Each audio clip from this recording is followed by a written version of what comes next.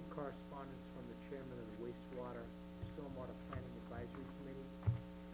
The purpose of the memo, which you've seen, is to suggest a joint workshop with the board of selectmen.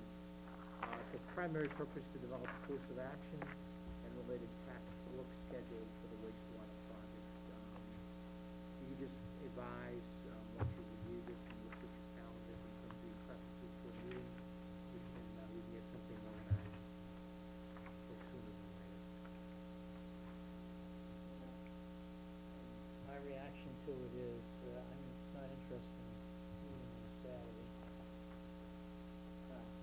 I'd be perfectly willing to meet on Monday, Tuesday, Wednesday, or Thursday evening, or having to have a board feel I can meet in the morning on most days. I concur in part, I guess, with Chairman. I think it's preferable to have it on a Monday to Thursday evening. Yeah, it's a Saturday morning. I agree with both Mr. Delaney and the chair. I do not want to meet on a Saturday. They're only talking a 2-hour meeting, which we know will go 2.5 hours, so, but that's okay. But I'd rather do it in the evening. I could meet any morning other than Friday, but I think it'd probably be easier for everybody if we did do it in the evening. And I think it's important to have it televised, because this is It's an important issue for the town. This is the project that future economic development hinges on. So I think it's important that we do it prime time. And, Well, we can block out 2 hours at our next board meeting. this would be through town meeting. We'll have so little to talk about. You won't know about that. That would be what, the 15th? By all means, I won't be here. Actually, I won't be here the 15th. We tend to dodge the wastewater meetings for some reason. I'd like to be present for this discussion. Oh, we could schedule a meeting on the 22nd. Would be not a regular meeting, there wouldn't be anything else on the agenda, we'd just call a work session. See if that works. If that works.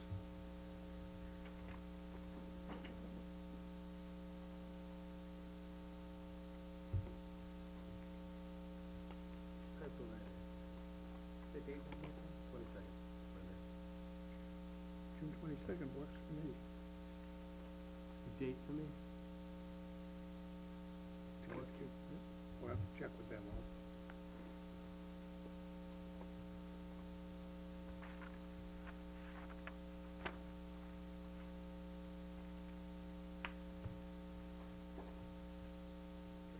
Yeah, if they wanted to meet at 6 instead of 7, That's fine. for everybody? Fine.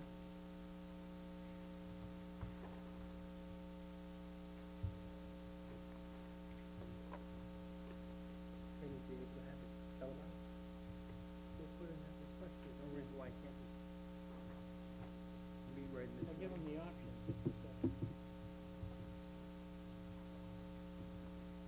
Okay, Very good. next. Just wanted you to be aware of a letter that we received from school paraprofessional concerning health insurance. As you know, I reported at the last meeting that I signed the new rate structure to become effective on August 1st. That has to be done. It seems like it's a long ways out, but it's not, because we need to have the opportunity to gear up. We've been talking about insurance, I've been here for 3 years now, and I feel like I've been talking about insurance for 3 years. But the letter does state that they'd be interested in having a meeting with me to discuss this issue, and I am more than happy to meet with any of our employee or union groups that want to have a meeting. So, Is this the only letter we've received so far? this is the only letter that we've received, and certainly an open invitation to any of our employee groups that want to sit down and talk about the change. The result is, again, to clarify, it's gonna actually cost the employees less money than it exorbitant out-of-pocket costs, the average employee will end up saving in the long run, and ultimately end up saving a lot of jobs and positions. But the reason why I wanted to bring it up is I didn't want to make it seem as though this thing's being ramrod, as he's talking about changing co-payments for the better part of 3 years, and we need to move forward. Greg, with the change in co-pays, what's the change in premium? And do you have a split between what the savings would be for, say, in a family plan for the employee? I think the change, the family plan split is probably about, somewhere around $5 cheaper a month for the average family plan member, so, presuming. And there was no 6% increase. Right, right, as a matter of fact, we had assumed that it was actually gonna be, level dollars, and when we received the rate quotation from our insurance company, it turns out that there was a couple dollar savings to the employee and to the town a month. Not really a remarkable amount to change the budget in any way, but it actually was a small decrease in the amount of money that the employee would be paying. You won't be As experiencing compared to, Compared to status quo, which would result in a 6% increase beginning on August 1st of 2000. Pretty good, but again, the intention here is, if people want to meet, we can meet and we can talk about this stuff and talk about it till we're blue in the face, but the bottom line is we need to move forward with it. It was still Larry's earlier point, it still doesn't come close to the savings under the GIC program. And currently, the House budget, the Senate budget calls for a revamped plan where we may be forced into a situation where if an arbitrator finally rules one way or the other, we don't adopt his recommendation or her recommendation, we could end up losing state aid. That's my understanding of what came out of the Senate, but. That's a mandate that we have to change the status quo.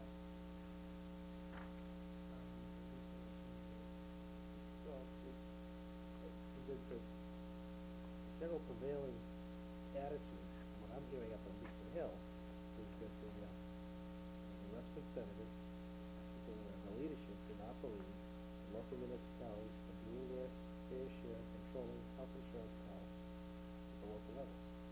And then, so what they're doing is that in order to do that, they're gonna try and mandate us to get to a GIC equivalent, program, cost-wise, and if we don't, local rate will be cut to one up. Granted, they're not giving us all the tools necessary at the local level to meet that mandate, and they're not giving the local communities the same leverage and ability to implement the program that they enjoy, but they are taking a step closer to allow us to have that. Greg, when you went to the meeting, the hearing, Yes. with the 8-ball and the handcuffs, you Yes. should've went with a straight I jacket. should have put it on. That's how I felt. But the unions, the employees have to understand that there's gonna be considerably more pressure put on local communities in order to control costs, to get ourselves in line with the Business Insurance Commission program. We don't necessarily have to get into the Business Insurance Commission program, but we have to get something safety, Blue Cross Blue Shield as an equivalent. And we have a quote on that, a plan We for did. that. And that's what you refer to when you. Which is what the advisory committee did not recommend, the administration of the board. And for this interim year, we've opted to just ratchet it down by changing the deductibles to $5, $15, and some of the co-pays, a little bit of a prescription plan. But other than that, the coverage is the same, the company is the same. But it doesn't get us close to where we need to go. Here's where we're gonna need to be. So, just fair notice to everybody, collective bargaining units, issues are going away. I would only add that the plan that we're moving to on August 1st is what I would term a benefit-rich plan. It's very generous. I participated in it myself, so I can say that. It's a very generous plan. Next. The Housing Authority will be reapplying for a grant to assist with the construction of affordable housing on Chestnut Street. I would recommend that the board vote to endorse the Housing Authority's application.